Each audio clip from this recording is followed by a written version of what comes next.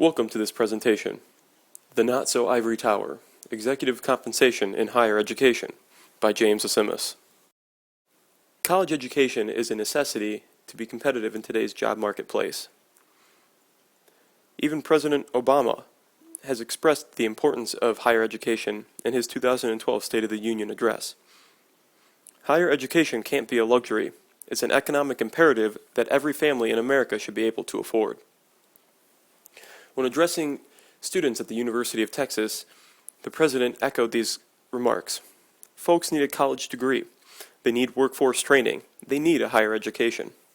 In this presentation, we will look at how the different structures and incentives for executives and institutions, especially in for-profit higher education, have contributed to the over $1 trillion in outstanding student loan debt in the United States.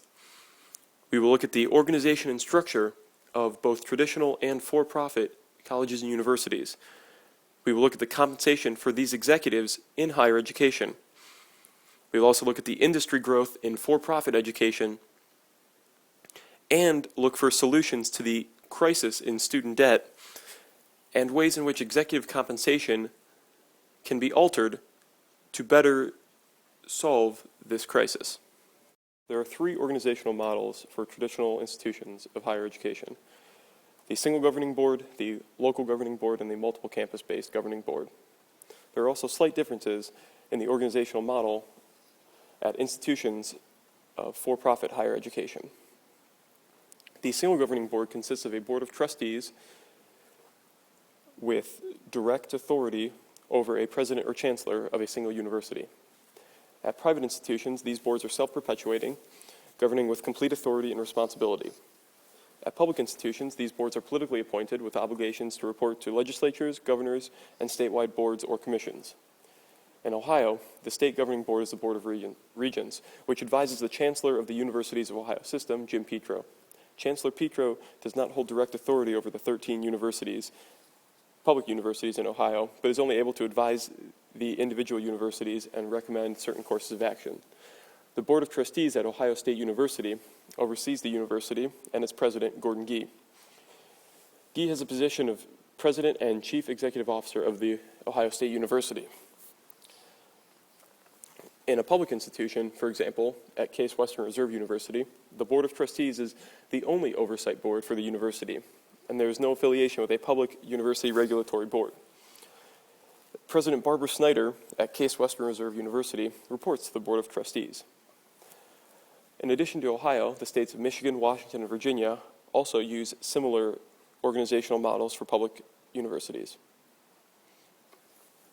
Another organizational model is the local governing board, in which a Board of Trustees is established at each individual institution underneath a coordinating state regulatory board.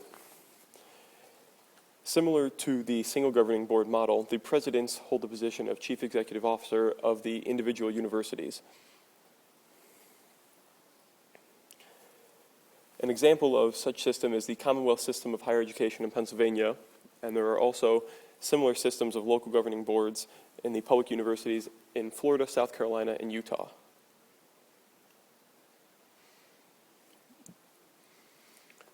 Finally, there's the multiple campus-based governing board, in which a system-wide board of trustees holds authority over the chancellor or system-wide chief executive. There are no board of trustees for the individual institutions. However, the chancellor appoints presidents to these individual institutions. Such an example of a multiple campus-based governing board exists at the California State University system. The differences in organizational structures are most notable at the executive level. At private institutions, this organizational structure is more clear-cut and consistent. At private institutions, the changes in elections can result in different individuals being appointed to different positions. Thus, there is less consistency. Furthermore, the roles of private boards of trustees and public boards of trustees are slightly different. The Lombardi program on measuring university performance explains that private university boards see their role as supporting their institutions. Public university boards usually serve to regulate their universities on behalf of public constituencies. Furthermore, public universities can have multiple approaches under one unified university system. The consolidated approach typically arises from a growth in branch campuses, while a coordinated approach typically results in the collection of previously independent institutions under a single governing board. The organizational model of a for-profit institution of higher education is slightly different than the traditional education organizational models. The president of a for-profit institution is only one of the executive officers of a corporation, as corporations typically own multiple for-profit universities. The CEO of the holding company can oversee multiple such for-profit institutions and is more similar in his role to that of a system-wide executive. There is not complete autonomy for the president of a for-profit university, especially in the ancillary, non-educational aspects of the business. The organizational structure is more similar to a corporate structure.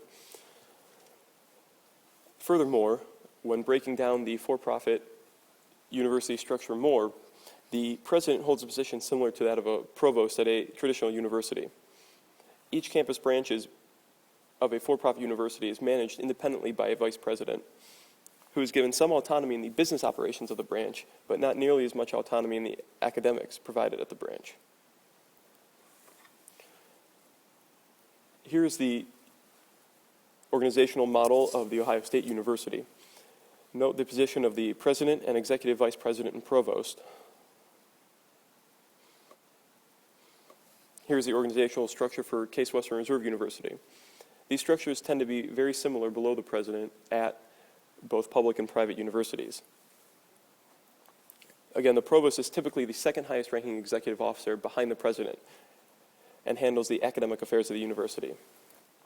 Where do the chief executives of higher education institutions draw their authority from? At for-profit institutions, many of the largest for-profit universities are held by publicly traded companies. Therefore, the authority goes to shareholders or stockholders.